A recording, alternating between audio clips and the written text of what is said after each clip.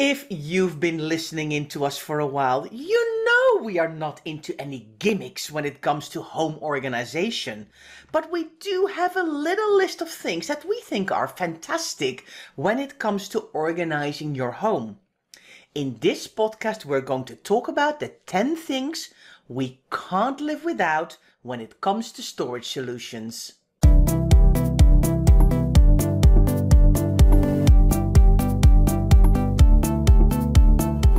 You're listening to the Declutter Hub podcast, bringing you tried and tested, no-nonsense tips and advice from the leading experts in decluttering and organising your home. Now here are your hosts, Ingrid Jansen and Leslie Spellman.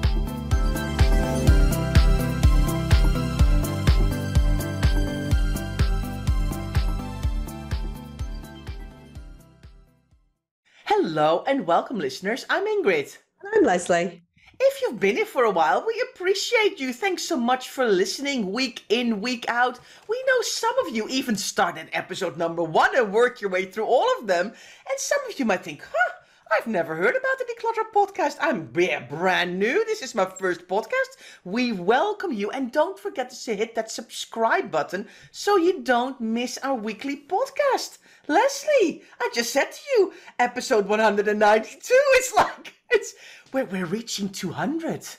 I know, we are really reaching 200. And somebody got in touch this week and said they started 2 weeks ago and they're up to episode 105, which is quite an undertaking. I don't even know how long that would take, but that's fair enough. Like, fair play to you for doing 105 episodes in 2 weeks. That's amazing. So if you are a binger or if you're a long-time listener, you are very, very welcome. We love that you're here. And as Ingrid said, 192 episodes. We are veering very close to 200. I know. And so we're back with the 10 things, aren't we, Ingrid? And we love our 10 things. And very bravely, we said 10 storage solutions we cannot live without. Now, Ingrid, you don't have some of these in your house, and so we know that you can clearly live without them. But everything on this list is one or other of us can't live without them. Yeah. Yes. Yeah. I think it's fair to say that we both have our favorite things, you know. I mean, we've got different lives, we've got different homes, we've got different amounts of space, but we are very okay, it has to really tick a lot of boxes before we kind of think something is good enough to be in our house, right? Yeah, because I think we've spent too long looking at useless storage solutions in clients' homes, and people, you look at something, you believe the hype and you're like, oh, that's going to change my actual life. And then it just doesn't, because it doesn't fit, or it's not quite right, or it's a bit flimsy, or it's not fit for purpose, or it doesn't fit, So there's a lot of storage solutions out there that look incredible, look as if they are going to change your life, but they absolutely don't. So we're all about keeping things simple, mostly, and adding things into your home that absolutely are going to enhance it and make the organisation better. I'm saying bitter, not bitter, better. Well, definitely. Well, let's start with a no-brainer then. And also, it is just about free, which we like as well, isn't it, Leslie? Well, free depends on how you see free, but I mean, normally you would put it in recycling and you would not use it, but we're like, do not throw these away because these are actually good. Yeah, exactly. So we're talking about things that you get for free, things you get from other things. And so things like iPhone or other phone boxes or iPad boxes or tablet boxes, or even all those kind of computery technical type boxes are fantastic because they're normally really nicely put together, quite often white, and they are super sturdy because they've had electricals in them that need to be protected. And these things are fantastic. You've got a top and a bottom normally. These things are fantastic for containerizing within drawers, aren't they? So I love an iPhone, Ingrid, you love an Android. We're not going to, choose which is best, but they both have good sturdy boxes, don't they? Which we can use within drawers. How do we use them, Ingrid?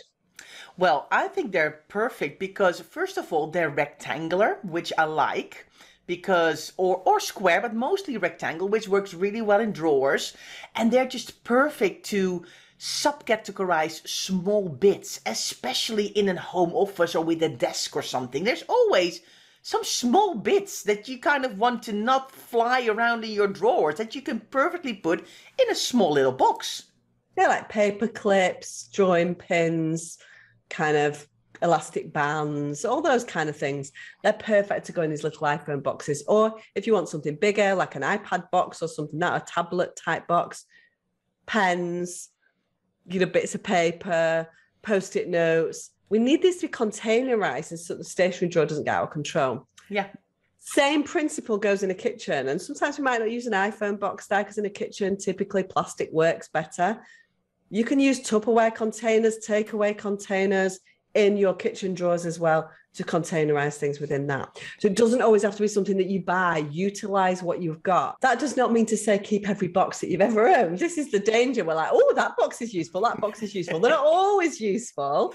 So don't keep everything, but just know some things are going to be useful while you're going through your decluttering journey. If you've decluttered your kitchen, you've containerized it, there is then no need to keep these excess boxes. So that's the time to declutter them, isn't it, Ingrid? Well, I've got the perfect example for you, Leslie, about a not so useful box, because I was actually working with a client last week and I needed a kind of shoebox size and she had one. I was like, oh, yes.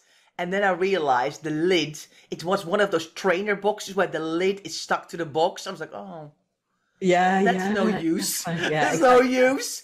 I'm looking for a box that you can take the lid off because then you can slide it under or you can use it for something else. But when the lid is attached to the box, which a lot of trainer kind of boxes have. Yeah. No point. Like, declutter it. We don't need it. It can go into recycling. It's like, oh, perfect box not being used, but we're not going to keep it because it's no point. So that goes with exactly what you were saying, Leslie. It does. Now, let's go to number 2, which is absolutely, I could not possibly ever in my entire life live without this. So this is definitely something I can't live without, which is our lovely collapsible crates. Now, everyone's like, what's a collapsible crate? So basically, it's a plastic crate. They're not like super, super strong, but they fold down flat. And so that when you're not using them, you can kind of put them away, or you can keep 10 in the same space that you would a normal box. I use this all the time in the process of decluttering. I use them they fit perfectly in wardrobe shelves. They often fit into kitchen cupboards and they can go into awkward spaces, into corner cupboards in kitchens. I can use them under stairs because they stack. I can't say enough about a collapsible crate, honestly, Ingrid. I do think that I am in love with them. They only cost about £3, so like $4 or $5 wherever you are in the world, so they're kind of low cost as well. Sometimes they break, so they're not always there for life. They're not a lifelong box, because lifelong boxes you might have to spend £20 or £30 on the same thing. Collapsible crate ticks lots of boxes for me. I have them as well, actually. I've got a couple of them. I don't use them as frequently as you do. I know of your love for a collapsible crate. I was actually thinking, because I was talking to a client the other day, and I actually thought, we could really do with a stack of collapsible collapsible crates, because I think when you've got high volumes of stuff in a room, it can really help you when you're sorting it through, and you can kind of stack them on top of each other. Not 10 on top of each other, please. Let's keep health and safety in mind, but you can stack a couple when you do that properly. And I thought that would really help with using the height of a room when you're trying to create space to do some sorting. So yeah, I was thinking about you. I think about you all the time, Leslie, because we like we work together like 24/7. But yeah, my love of collapsible crates. Is my love of collapsible crates bigger than my love for you, Ingrid? This is the question. What are you thinking? What do you think? I think so. I know. Right. Okay. Let's go on to the next one, which is, I think that's the one from this list is my favorite. I love an L folder. Now, for those of you who don't know what L folders are, these are little plastic folders that are open on the side and the top and closed on the side and the bottom. So you can slide in paperwork really easily, whether it's on your desk, whether it's in a filing system, whether it's in a filing cabinet, whether it's in your in tray, whether you have a stack of random papers and you want to create some sense and order to it. An L folder is a thing that makes me incredibly happy. We're so sad. And you can label them. People are going to switch off and go, wow, these girls are like declaring their love for these things. It's a little bit crazy. But yeah, the reason why they're called L folders, if you imagine the letter L, they would be closed where the L is and open on the opposite side, if that makes sense. If you want to see any of these things, they're all in our Declutter Hub shop, because clearly we can't live without them. So go to the shop and you will see exactly what you mean. Ingrid will link to all this after in the show notes as well, so you'll be able to see them and link directly from there if you're like, what are they talking about? We have no idea. The reason why we love an L folder more than any other plastic folder is because there are no barriers there. And so if folders are closed on three sides, it's a bit awkward to work with them, and it slows you down, and we don't want anything that slows you down or creates barriers when you're decluttering. So an L folder is one of our favorite things, and we both have the love for an L folder. Yeah. And I think one of the favorite things as well is that you can label them. So if you've got a label maker, they stick on really well. They're just amazing. They're just like one of the best things ever invented. And you don't need to... Best things ever invented. Well, I mean... More than the light bulb or the car or the telephone. Well, you know that I love sorting paperwork, and I do that a lot. So I think it's always like essential equipment. Anyway, before this kind of goes completely off track, this whole conversation, let's go to number 4, which I think is an interesting one because it is coat hooks or coat racks, but more, or like a thing with like 5 hooks on it that you can put coats on and other stuff. Yes. Definitely one that attaches to the wall would be our favorite. We're not big fans of round coat racks, are we? Because they kind of bulk out and you can't really find what you need. So we like coat hooks or racks that attach to a wall, and we like as many of them as you can get on. Because what we don't want is this kind of horrendous mass of coats where you've got to dig underneath. And so the more coat hooks that you can have in a hallway, the better. Yeah. Yeah, and I think people always underestimate. I mean, we are in a climate, we need to have different coats at hand because, you know, it can be sunny and rainy and cold and hot and all in one day here sometimes. So you can't just say, oh, we'll just have the one pretty, 3 hooks with, when we're with a family of 4 or 5. You're going to need lots and lots of hooks because people come in with all of their stuff and their hoodies and their rain jackets and their Macs and their winter coats and their scarves, and it needs to go somewhere. And if there's no place for it to go, it gets dumped somewhere on a banister, on a chair, on a sofa in your living room, whatever. If there's no place for something to go, it gets dumped. It drives me insane. Insane. I'm like, I've literally got coat hooks everywhere, and you still put your stuff on the back of the chair in the kitchen. Please stop. So, like, do you know what I mean? I'm like, what's wrong with the thing that's 3 foot away that you can hang it? There's 4 coat hanging. Put it there. Don't put it. But I've just come in. But you just walked past the actual place for coats. Don't get me started. Now, the one thing that I would say about coat hooks is don't go crazy on the money that you spend on coat hooks because they're covered as soon as you put a coat on them. And so there's all these beautiful like designer coat hooks, which look incredible, but they look incredible when there's no coats on them, don't they? Because they're covered once you put a coat on them.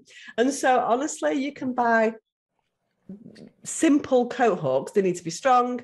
They need to have a couple of things, the top and the bottom, not just one, ideally, at the top of the hook, and put as many as you can. There's many, because it's nicer to have fewer coats on the hooks rather than loads of them. Yeah. So yeah, don't go crazy on the coat hook design would be my advice. Yeah, good point. Good point. Let's move on to the next one, Leslie, because that's kind of an interesting one as well. It's a baking tray holder. You have one of those, haven't you? I do, and it is one of my favourite things that I have, actually, because baking trays in general in the kitchen are a bit of a faff, aren't they? They kind of, you can't really stack them. They're all different sizes. Some are a bit wonky.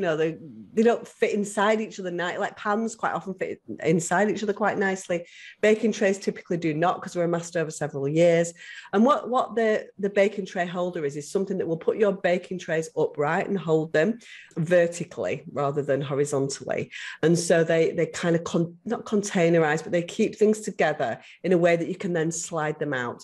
Very simple solution, will cost you less than £10, $10, whatever whatever the currency is in your thing, just imagine what that might be in your currency. It's kind of cheap and it's a really good solution for keeping things upright. You can also use them for pan lids as well, can't you, Ingrid? So it doesn't need to be restricted to just baking trays. I also, because I'm not really a big baker, me and Ingrid are not big bakers, we've said that before, but I do have a couple of things that just sit there for like years, never used, basically, because my daughter does. If it was up to me, I would just get rid of them. Like, I'm never going to bake a Victoria sponge. Never in my entire life am I going to bake a Victoria sponge, but my daughter might. And so I've got one of those spring form pan tray things, and that will fit in there as well, so it keeps that upright as well. So it's so lovely. I actually found, I'm working with a client, and I found one of those baking tray holders that she bought years and years before and said, oh, I'm not going to need this, I'm going to declutter it. I went, whoa, no, this is actually really good. But she couldn't find the right cupboard. So we actually had to declutter a cupboard that I thought like a drawer, but quite high, quite deep. And I went, let's try the baking tray holder in here. And then let's find all the baking trays that were scattered in different places, because I've just started working with her. It was perfect. I'm like, this is perfect. You know, it was exactly the right size for the right drawer, for the right stuff. We then found all the different baking trays and said, let's declutter some of these because there were too many, because they were in different places. I love it. Absolutely love it. Good. I think I've converted you to that, haven't I? I don't think you knew about that before you met me, did you? I do get out occasionally, Leslie, to a shop. I know I don't shop a lot, but I knew about these, I think, before you told me. But I think how good it is, I think you've really kind of said, you can use it for this and that. And I think I was like, yeah, that's really good. Yeah, definitely. Yeah. Right, so Leslie, that's the first 5 done. Let's have a little break because we've got another 5 stored solutions we can't live without after the break. Hi, just a little break from this podcast episode to ask whether you are on a quest to declutter your home. The last thing you need to do is go out there and buy more stuff, right? We completely agree, but there are just a few small things that we truly believe will enhance your decluttering journey. A small number of products that we use regularly, believe in, and want to highlight to you. Have a look at declutterhub.com/products and find out what our favorite organizing products are. Welcome back, everybody. Let's move on swiftly to number 6, which is a utensil drawer divider. Yes, very important. Utensil drawers, the things that have got your spaghetti thing in them and your plastic slotted spoons and your rolling pin and that kind of utensils, those awkward things that you're never quite sure. If you have them in a drawer, it is essential that you've got some kind of divider in those drawers. Now, we're not talking about little dividers because these utensils are big, so it's quite difficult to find a good one, but they are out there. Make sure you've got quite big sections in them and maybe think about dividing. So typically I will divide my stainless steel stuff together. I have all my wooden spoons together. I have like little, I've got clips for bags and things, like the clips that you would use on plastic bags to clip things together. I have those in a little section. So it's good if you can find something like that, but do divide it to try and keep some order in those drawers. Otherwise, they just become a big jumble, don't they, Ingrid? Yeah, definitely. And if you're going to buy something like this, definitely make sure you measure your drawer. What is the width? What is the depth? What is the height? So, because you can really misjudge an item when you're in the shop thinking, oh yeah, that will easily fit. And then you come home and you're like, wow, that doesn't fit at all. So make sure you do some measuring when you buy something like this. But yeah, very handy, very handy. Definitely. And now on to number 7. Number 7 already, Ingrid. And so I love to, have not that many cleaning products, most important, and B, have a kind of caddy or a box to be able to transport those around or containerize them in my under sink cupboard. So it doesn't necessarily need to be a carry caddy. Mine's actually a box. That's why it hasn't got that kind of middle bit that goes up. Does that make sense? Yeah. You know what I'm talking about, don't you? They're kind of like, so they kind of go round and you can carry them. I actually have a normal box that I can carry around and I feel I can fit more into it. but I think it's really useful to be able to carry your cleaning products around your house. Yeah, I've got an empty bucket, Leslie, because okay. I've got one like that, and I've had it for years and years and years. It's pink. I mean, super random, but how does that happen? But yeah, it's really helpful. I've got mine in not under my sink, but in my little utility cupboard. Everything together, everything that I would need to do a cleaning job around the house, I keep in there, and I can just grab it, and I know I've got the right stuff with me, and I don't have to kind of go back up and down all the time to get the right thing. And I think that's why we like it, don't we? Yeah, and I think the important thing is that you can get all of your cleaning stuff into one place rather than having this perfect caddy looking thing that you've got where you can maybe only fit 5 or 6 things, which might not be enough for what you want to do clean. I mean, if you're a cleaner and you like loads of different things, then that's not going to work. But if, like us, you keep it to a minimum, and that's what obviously we would advise, then perhaps think about changing it from a caddy into just a standard box or a bucket or something. We're all about using what you've got. You don't need to go out and buy fancy things, but these things are useful. And it's all about that containerization, isn't it, Ingrid? Yes, absolutely, Leslie. So let's move on then to number 8, which is a wrapping paper box. I'm saying this slowly because it can be a really tongue twister, I think. Yeah, and not everyone's got space for this, but if you do, and you can get the right box, it can be a little game changer, can't it?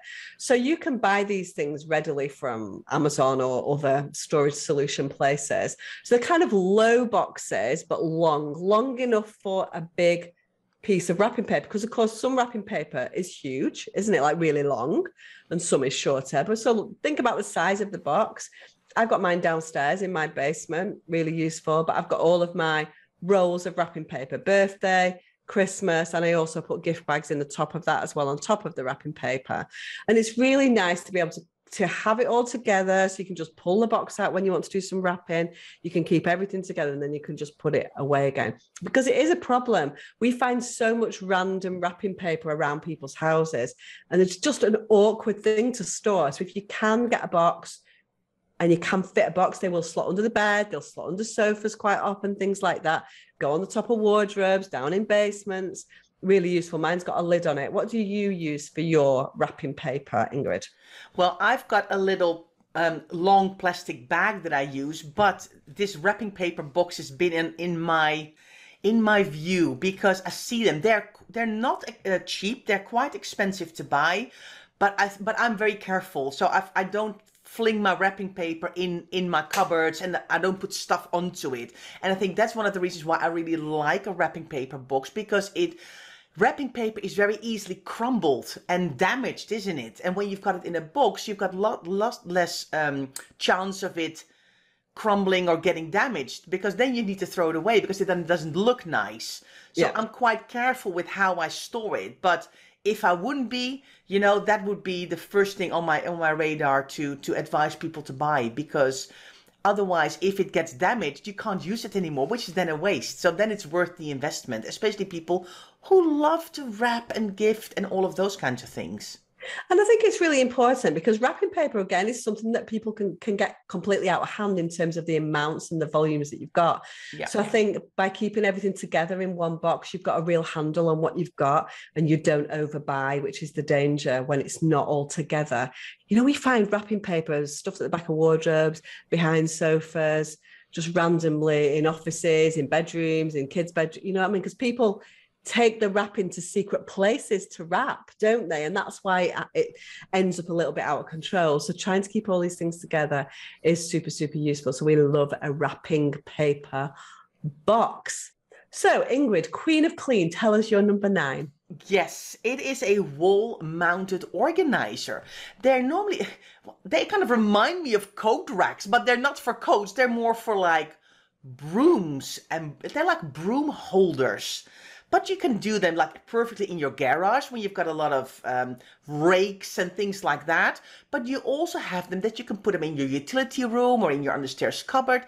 And you can hang things like Swiffers and mops and kind of things that are like sticks that you want to kind of get off the floor, because they always start to tumble over, and it's always a bit of a hazard, isn't it? Things falling out. Yeah, and the nice thing, if you put mops on there, then the mops will dry out as well. So that's good. So you don't have damp mops. I also use mine. So I've got one in my kind of utility room. I also and I've got one of those vacuum cleaners with a big hose on it. Yeah. So I actually put the hose of it into it. So the vacuum cleaner sits on the floor and the hose, so it keeps the hose nicely away from, so it doesn't all collapse all over the floor. So I do that because they're completely flexible. So the holders for them sort of like molds to the size of the broom or the mop or the hose or whatever. And so they're really useful and probably, I don't know, 10 to 20 pounds, I would say, that kind of price.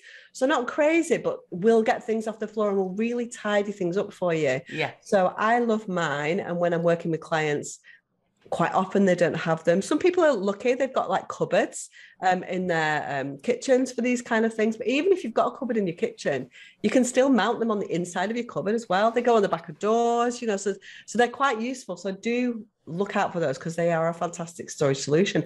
I've just realized we've not got one of those in our shop. Maybe we need to put one in. Yes. That's a good idea. Why have we not got one of those? Put that down, write that down, Ingrid. I know. It's like, okay, this is like a job. She's giving me a job. This is a job for Ingrid. Yes. Find a wall mount organizer for the shop. Written it down, going to happen. Well done. Good idea. Right. Let's go to the last one, Leslie. It's flying by. 10 storage solutions we can't live without. Number 10. I feel like this is one for you. You've been Dutch and all. You know, what's the big thing about Dutch people that everyone thinks about? Apart from maybe tulips. I don't know. What do you think? Do you think it's tulips? Do you think it's bikes? I think windmills will probably come first. And cheese. But yeah, bikes, I think those are like the top 4 or 5 of Dutch things. And it is true. As most of you know, I am Dutch. Dutch people have an amazing amount of bikes. I mean, I think I was one time in my sister's garage and I counted like 11 bikes. I mean, there with 5 people. And I'm like, what are you doing with 11 bikes? But of course, there's mountain bikes and city bikes and bikes for when you want to go racing and bikes for when the kids are little. And incredible amount of bikes. I'm living now here in the UK, but I think I still have about 7 bikes in my garage. And we hardly cycle. We try to cycle as much as we can, but Dutch people, just lots of us love bikes. I can't deny it. And of course, the big thing that they've got in Holland, if they've got good spaces to store these bikes, because bikes are everywhere. And so we need to recreate that in our own homes. Because when we're working, you know, typically when we're working in garages, could be a basement if you've got access to for bike storage in a basement. Bikes were a little bit tricky to store and to keep upright. And so they end up being like shoved all together against a wall. And then when you come to get the bike out, you've got to move 5 other bikes to get to it. And so really what we want to do is we want to make it as easy as possible for us to use the bikes, whether this is or scooters or anything like that. And so what we need to do is we need to do something that keeps the bikes upright. Now, sometimes people have stands, you know, them little things where it sort of stands upright on its own, but often bikes don't have that. And so there are little things that you can buy where you can almost slot the front wheel into a stand, which is either wall mounted or floor mounted.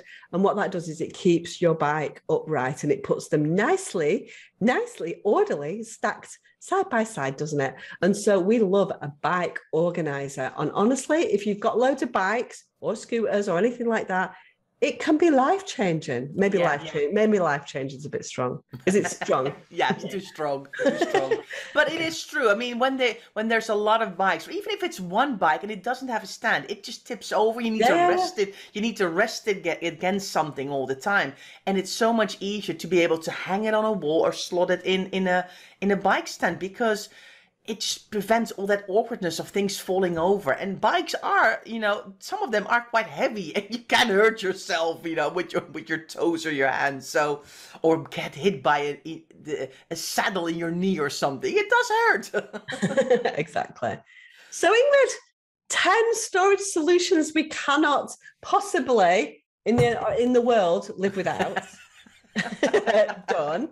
And you will see from that list that they are quite simple. I think they're quite simple solutions. There's no fancy schmancy things and organizing things and scarf holders and all that. We all have fantastic solutions that we have found along the years that work for us. But in general, our advice is keep it simple, use what you've got. And if you are going to invest in something, it needs to be something that's really quite simple and is going to absolutely do the job for which it was intended. I like our list, Leslie. So done. And next week we have a guest and we are going to talk about collectibles. So yes, I'm excited about that. I'm recording that podcast soon. So yeah, coming up, collectibles. So thanks for listening to this week's podcast and we hope you listen in again next week. Thanks for being here. Thanks so much for listening to the Declutter Hub podcast. Don't forget to subscribe to us in your podcast player so you don't miss an episode, and we'll see you next week.